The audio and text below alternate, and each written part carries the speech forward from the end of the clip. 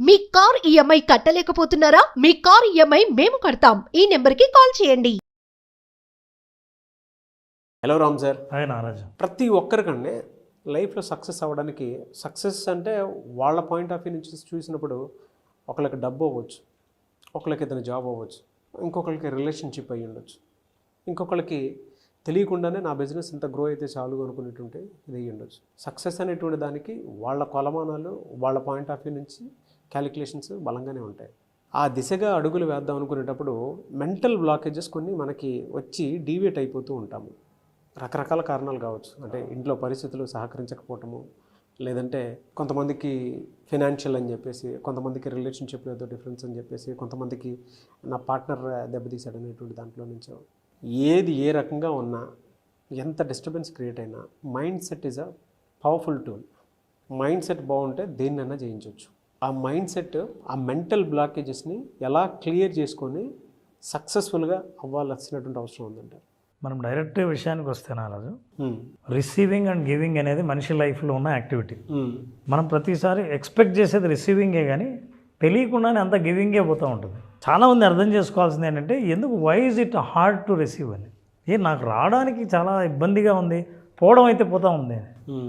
అసలు ఏ బ్లాకేజెస్, ఏ పరిస్థితుల్లో మనీ కానీ, నువ్వు కోరుకున్నది కానీ, నువ్వు మిస్ అయింది కానీ, పొందాలనుకున్నది కానీ రాకుండా ఆగిపోతుంది అనే విషయం మనం తెలుసుకోవాలంటే రెండు విషయాలు గట్టిగా తెలుసుకోవాలి. Number one, first you need to understand the cycle of receiving and giving. So life is a cycle of receiving and giving. ఇది ఒక థీరీ. నీకు వస్తుంది, నువ్వు ఇస్తున్నావు. నువ్వు ఇస్తే నీకు వస్తుంది. నీకు వస్తేనే నువ్వు ఇస్తావు. నేను ఇవ్వను, నీకు రాదు. నాకు రావట్లేదు అంటే నువ్వు ఇవ్వట్లేదు. మీరు పర్ఫెక్ట్ పెట్టడం కూడా హ్యాండ్ టు హ్యాండ్ పెట్టారు. ఒకటే పెట్టలేదు, నువ్వు ఇస్తే అది ఆటోమేటిక్గా వచ్చేస్తుంది. ఈక్వల్గా ఉంటుంది. సార్ నా దగ్గర ఆగిపోయిందండి రావడం అంటే మీరు ఇవ్వడం ఆపేశారని అర్థం. పైపు ఎక్కడో నొక్కి పెట్టారు, మీ దగ్గర రావట్లా. ఒకసారి అసలు ఈ రిసీవింగ్ చూస్తే ఒకతను చాలా ఫీల్ అవుతున్నాడు. నేను ఎన్ని రకాల అన్ని ప్రయోగాలు చేశానండి, నా దగ్గర నుంచి పోతుంది, నేను ఇస్తున్నాను తప్ప నాకు ఎందుకు రావట్లేదు అని. ఒకసారి ఒకతను స్వర్గానికి పోయాడంట. స్వర్గానికి పోతే ఆయన స్వాగతించారు. వెళ్తూ ఉంటే ఒక హాల్లో కుప్పలు తెప్పలుగా మనిషి కష్టపడి పుణ్యం చేస్తే స్వర్గానికి పోతాడు. స్వర్గానికి పోయిన తర్వాత అక్కడ చూస్తే ఒక పెద్ద దిబ్బలాగా గిఫ్ట్లన్నీ పడి ఉన్నాయంట. ఏంటండి ఇవన్నీ ఏంది అట్లా చేశారు, స్క్రాప్ యార్డ్లో వేసినట్టు వేశారు, ఇన్ని గిఫ్ట్స్ ఇక్కడ ఉన్నాయేంటి అని. అప్పుడు ఆ దేవదూత చెప్పాడు, ఏం లేదండి, చాలామంది అడుగుతారు, అడిగినప్పుడు మేము వాళ్ళకు గిఫ్ట్ పంపించేస్తాం. పంపిస్తే రిసీవ్ చేసుకోవడానికి అవతలోడు సిద్ధంగా ఉన్నాడు మెంటల్గా. సిద్ధంగా లేనప్పుడు ఏం చేస్తాం, అసలైన మనిషి ఏ ఫ్రీక్వెన్సీకి పంపించాలనుకున్నామో ఆ ఫ్రీక్వెన్సీ అక్కడ లేనప్పుడు తిరుగు టపాలో వెనక్కి వచ్చి ఇక్కడ పడుతుంది. పంపించడం అయితే పంపించాం, అవన్నీ ఇక్కడ పైలప్ అయిపోయినాయని ఆశ్చర్యపోయాడు. అంటే చాలామంది ప్రతి ఒక్కరు అడిగినా సరే వాళ్ళ టైంలో వాళ్ళకి ఎప్పుడు రావాలో అప్పుడు పంపించాం. నువ్వు ఎప్పుడు ఉండి రిసీవ్ చేసుకోలేదు. దానికి కారణం ఏంటో తెలుసా? Very interesting. చాలామంది నాకు గిఫ్ట్ రావాలంటే, నేను కోరుకుంటే నా గిఫ్ట్ ఎట్లా రావాలంటే ఆ గిఫ్ట్ ఇలా కనిపించాలి, వండర్ఫుల్ ప్యాకేజ్తో, సూపర్ బ్యూటిఫుల్గా, అట్రాక్టివ్గా ఉండి అది నా జీవితంలోకి వస్తే ఇమ్మీడియట్గా రిసీవ్ చేసుకోవడానికి సిద్ధంగా ఉంటా. నాకు ఇట్లే వస్తుందని నేను ఆశిస్తా. కానీ నువ్వు అడగడం వరకే. నీకు ఎలా ఇవ్వాలన్నది నేచర్ డిసైడ్ చేస్తుంది. ఎప్పుడు ఇవ్వాలా అనేది నేచర్ డిసైడ్ చేస్తుంది. యువర్ ఫ్రీక్వెన్సీ మ్యాచ్ అయినప్పుడు ఖచ్చితంగా you receive. Sometimes they are badly packed gifts. నిజంగా నారాజు, బ్యాడ్లీ ప్యాక్డ్ గిఫ్ట్స్ అంటే ఏంటో తెలుసా? నీ జీవితంలో నీ అనుభవాలు, నీకు వచ్చే సంఘటనలు ఒక్కొక్కసారి బ్యాడ్ సంఘటనలు ఉంటాయి. అది ప్యాకింగ్ బ్యాడే కానీ లోపల గిఫ్ట్ ఉంది. నువ్వేం చేస్తావు అంటే ప్యాకింగ్ చూసి రిజెక్ట్ చేస్తావు. రిజెక్ట్ చేస్తే నీ దగ్గర గిఫ్ట్ రావడం అయిపోయింది. Don't expect every time wonderful things to come to your life. ఇబ్బందులు, కష్టాలు వస్తాయి. There is a interesting saying, నువ్వు ఇక్కడ కాకుండా ఎక్కడుండాలో అక్కడ ఉండకపోతే నీకు ఇక్కడ కష్టాలు సృష్టించి అక్కడికి పంపిస్తుంది నేచర్. కష్టాలు సృష్టించినప్పుడు నువ్వేం చేస్తావంటే, అరే ఇదేంటి నాకు కష్టాలు వచ్చినాయని కంగారు పడి అక్కడి నుంచి తప్పించుకొని పోతావు. తప్పించుకొని పోయినప్పుడు అప్పుడు వస్తుంది గిఫ్ట్. నువ్వు లేవు, వెనక్కి పోతావు. ఒక్కొక్కసారి గిఫ్ట్ అని అనిపించదు, కానీ everything you have to receive, then you receive the right thing. So like this gift also will come like this. నలిగిపోయిన జీవితం నీ దగ్గరికి చాలా కష్టాలు ఉన్నట్లు నేను భావించి, నేను ఈ లైఫ్లో ఇంకా నాకు ఏది జరగదు నేను అనుకునే భావన కలుగుతుంది. అది కూడా గిఫ్టే. That is a turning point. అప్పుడు నువ్వు తీసుకునే డెసిషన్ ఉంటుందే అని లైఫ్ని ఏ లెవెల్కి తీసుకెళ్తుందో తెలియదు.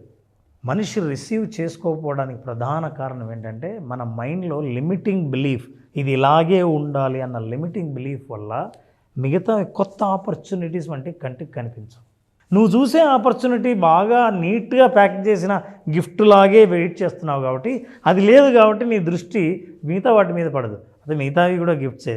So that means I side no, receiving and giving అనేది సైకిల్ అనేది, whatever you receive and you give and slowly you will understand life is giving everything అని.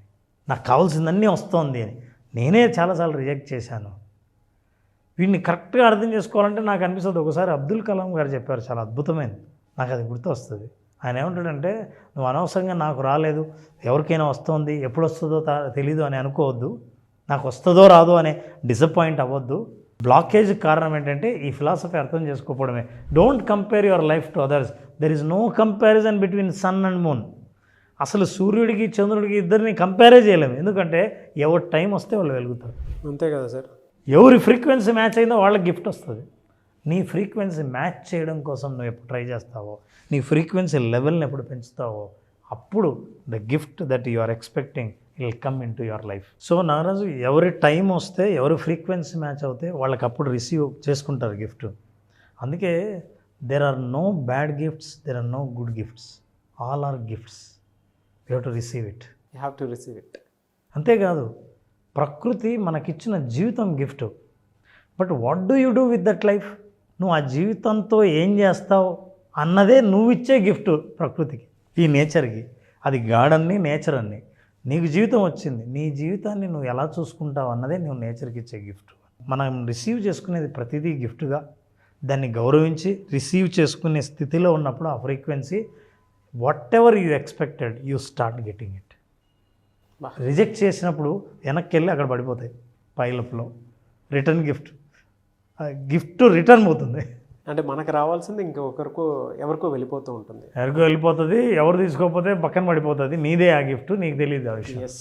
మీరు ఇలా మాట్లాడుతుంటే నేను ఎక్కడో ఒక చిన్న ఆర్టికల్లో చదివింది, అది రియలా కాదనేది కూడా తెలియచారంటే. జనరల్గా ఫ్రీక్వెన్సీ గురించి మీరు మాట్లాడారు కదా, కొన్నిసార్లు మనకి తెలియకుండానే మన అర్హత ఇది అని నేచర్ మనకి కొన్ని పంపిస్తూ ఉంటాయి ఇన్స్టెంట్గానే.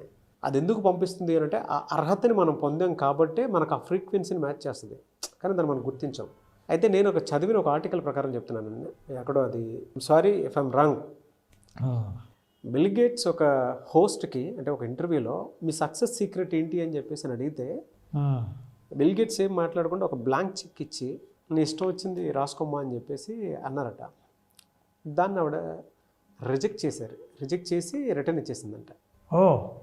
మొహమాటపడు, లేదంటే సంథింగ్ ఆవిడకు ఉండేటువంటి మెంటల్ బ్లాక్స్ కొన్ని ఉంటాయి, అర్హత లేదనో, అంటే వీళ్ళే డిసైడ్ అయిపోవటం, వాళ్ళే ఆ మార్క్ని క్రియేట్ చేసుకోవటం. ఆయన తిరిగి రిటర్న్ తీసుకొని ఒకటే మాట అన్నాను, నేను మీలా వచ్చిన ప్రతి అవకాశాన్ని రిజెక్ట్ చేయలేదు, నాకు వచ్చిన ప్రతి అవకాశాన్ని నేను రిసీవ్ చేసుకున్నాను. నేను రిసీవ్ చేసుకోవడం వల్లే నేను ఇక్కడ దాకా ఉన్నాను, అదే నా సక్సెస్ సీక్రెట్ అని చెప్పేసి అన్నారట. అది చూడండి, అంటే అది ఎలాంటిదైనా కావచ్చు, అది ఇట్లా చెక్కు లాంటిదే కాకపోవచ్చు, కానీ వచ్చే కష్టం కూడా గిఫ్ట్లా ఎప్పుడు రిసీవ్ చేసుకున్నావో, real gift you receive. Yes. And real టైంలో వచ్చేటువంటి అదృష్టాన్ని రిజెక్ట్ చేయడం అనేది కూడా అది అవకాశాన్ని రిఫ్యూజ్ చేయటమే కొన్నిసార్లు. మీరు చెప్తుంటే నాకు ఎగ్జాంపుల్ గుర్తొచ్చింది సార్.